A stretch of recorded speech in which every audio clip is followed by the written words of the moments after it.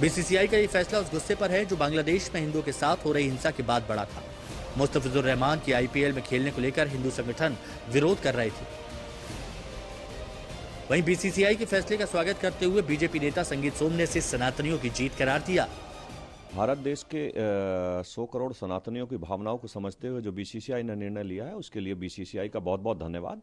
और हमने कल ही आप लोगों से कहा था कि आप निश्चित रहिए, भारत सरकार और बीसीसीआई इस पर को संज्ञान लेगी, चूंकि 100 करोड़ हिंदुओं की भावनाओं से खिलवाड़ नहीं किया जा सकता। और धन्यवाद बहुत बहुत बीसीसीआई का कि उन्होंने इस तरीके का निर्णय लिया। और मैं फिर एक बार कहूँगा, ये पूरे भारत के हिंदुओं की जीत है, सनातनियों की जीत है।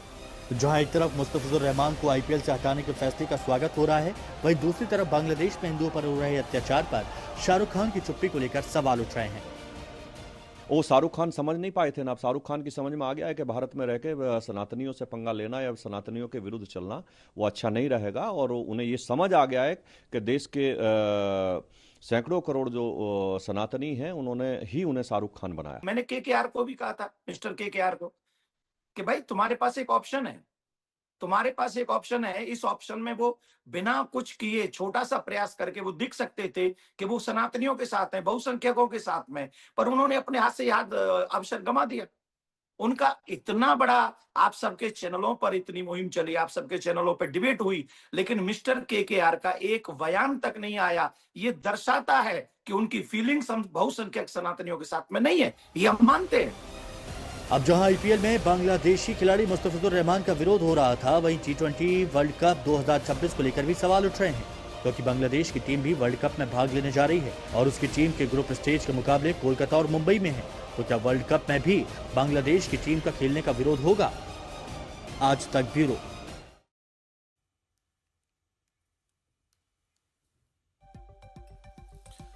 और देखिए यहां पर आप सोचिए, बीसीसीआई का जो ऑर्डर आया है उसमें क्या है वो हम आपको बताते हैं। बांग्लादेश खिलाड़ी पर बीसीसीआई केकेआर को निर्देश देता है कि मुस्तफिजुर रहमान, जो कि बांग्लादेश के तेज गेंदबाज हैं, जो पहले आईपीएल खेल चुके हैं, उनको टीम से रिलीज किया जाए।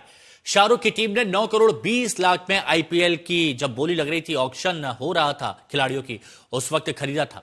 बांग्लादेश में हिंदुओं पर हमले हुए, कई अल्पसंख्यक हिंदुओं को मौत के घाट उतार दिया गया। आज ही एक और हिंदू को मौत के घाट उतार दिया गया। हिंदू संगठनों की मांग थी मुस्तफिजुर रहमान को हटाया जाए, टीम से बाहर किया जाए, और अब बीसीसीआई की तरफ से यह फैसला लिया गया और केकेआर टीम को निर्देश दिया गया कि टीम से रिप्लेस किया जाए। और केकेआर की तरफ से जब रिप्लेसमेंट मांगा जाएगा तो उनको रिप्लेसमेंट दिया भी जाएगा। बीजेपी के नेताओं से लेकर कथावाचकों की तरफ सवाल उठाए गए थे। टी20 वर्ल्ड कप 2026 में भाग लेगी बांग्लादेशी टीम, अब वहां भी सवाल उठ रहे हैं, क्या वर्ल्ड कप में भी विरोध होगा? कोलकाता और मुंबई में बांग्लादेश टीम का मुकाबला होगा, तो क्या वहां भी विरोध किया जाएगा? कोलकाता मुंबई में ग्रुप स्टेज में मैच होने हैं और वीजा को लेकर विदेश मंत्रालय से बातचीत भी चल रही है। तो बांग्लादेश खिलाड़ी को लेकर जो विवाद था और अब मैच से कहीं आगे वो बढ़ता दिख रहा है, इस पर कई तरह की रिएक्शंस आ रहे हैं, वो हम आपको सुनवाते हैं। बांग्लादेश और पाकिस्तान के किसी भी क्रिकेटर को, किसी भी खिलाड़ी को हमारे देश में न तो मैच खेलने के लिए आना चाहिए और न तो हमारे आईपीएल में, चाहे देश में हो चाहे देश के बाहर हो, उसमें हिस्सा लेना चाहिए।